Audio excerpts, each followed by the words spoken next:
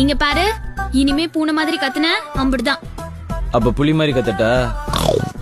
உன்னை எல்லாம் திருத்தவே முடியாது. இப்ப நான் திருந்து திண்டுக்கல் மாவட்டத்துக்கு சிஎம் ஆக போறேன். அதெல்லாம் இருக்கட்டும், உங்க வீட்டுல பெரிய கலவரமாமே. அதெல்லாம் ஒண்ணு இல்லையே.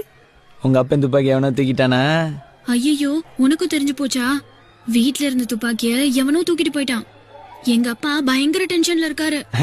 இருக்கணும்ல. நாசமா போக, அழிஞ்சு போக, என் கண்ணு முன்னாடியே பைத்தியம் பிடிச்ச தெருவுல பிச்சுதான் எடுக்கணும். ஏன் அவ்வளவு ஃபோர்ஸா போற? அவன் எவனா உனக்கு வேண்டப்பட்டவனா இருக்க போறான். எனக்கு வேண்டப்பட்டவனா?